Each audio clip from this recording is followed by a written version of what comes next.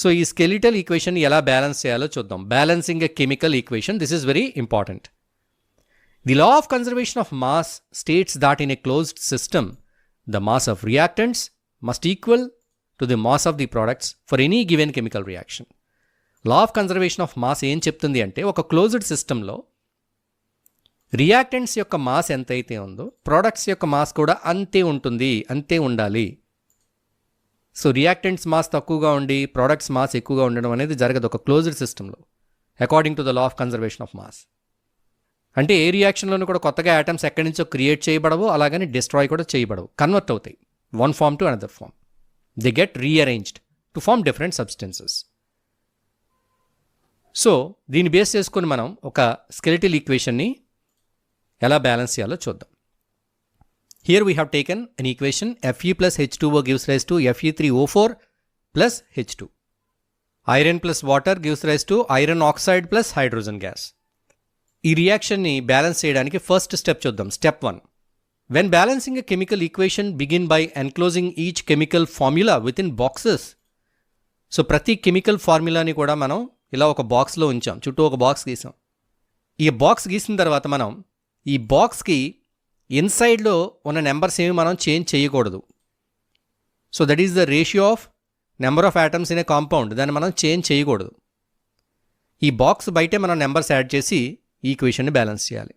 So boxes గీసాం. Step 2. ఇప్పుడు ప్రతి బాక్స్లోనూ ఉన్న కాంపౌండ్లో ఉన్న నెంబర్ ఆఫ్ యాటమ్స్ని మనం టేబుల్లో ఎంటర్ చేద్దాం. సో ఎలిమెంట్ వచ్చి ఐరన్, ఇందులో నెంబర్ ఆఫ్ యాటమ్స్ రియాక్టెంట్స్లో 1, అదే ప్రోడక్ట్స్లోకి వచ్చేటప్పటికి ఎన్ని ఐరన్ యాటమ్స్ ఉన్నాయి, 3 ఉన్నాయి. రియాక్టెంట్స్లో 2 హైడ్రోజన్స్ ఉన్నాయి, ప్రోడక్ట్స్లో 2 హైడ్రోజన్ ఉంది. రియాక్టెంట్స్లో ఆక్సిజన్ 1 ఉంటే ప్రోడక్ట్స్లో ఆక్సిజన్ యాటమ్స్ 4 ఉన్నాయి. సో టాబ్యులేట్ చేసాం. Next step. Sometimes it's easier to balance a chemical equation by focusing on the substance with the maximum number of atoms. ఇక్కడ చాలా సబ్స్టెన్సెస్ ఉన్నాయి కదా, Fe ఉంది, H2O ఉంది, Fe3O4 ఉంది, H2 ఉంది. అయితే దేంట్లో అయితే ఎక్కువ నెంబర్ ఆఫ్ యాటమ్స్ ఉన్నాయో, మ్యాక్సిమం నెంబర్ ఆఫ్ యాటమ్స్ ఉన్నాయో, ముందు మనం దాన్ని బ్యాలెన్స్ చేసేస్తే తర్వాత అంతా ఈజీ అవుతుంది. So here we have selected Fe3O4. ఇందులో 4 ఆక్సిజన్ యాటమ్స్ ఉన్నాయి. So now first let us adjust the number of oxygen atom to make them equal on both sides. So ఇక్కడ ఆక్సిజన్ యాటమ్స్ని బ్యాలెన్స్ చేయడానికి రియాక్టెంట్స్లో H2Oలో 1 oxygen ఉంది. So మనం ఇక్కడ 4 add చేసాం ఈ బాక్స్కి ముందు, అంటే 4 ఆక్సిజన్ యాటమ్స్ కావాలి మనకి. So to equalize the number of atoms we can put coefficient 4 as 4H2O.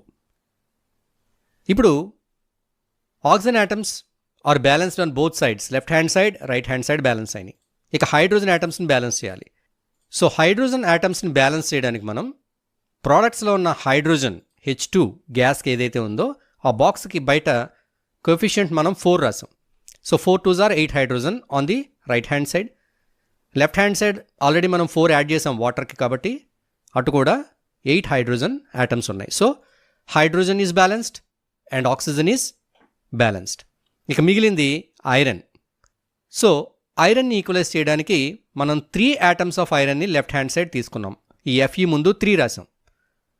So now iron is also balanced. Now count the number of atoms on both sides to check whether the number is balanced on the both sides or not. So ఈ మెథడ్లో రెండు వైపులా కూడా number of atoms balance అయినాయి. This method is called hit and trial. దీన్ని hit and trial method అంటారు.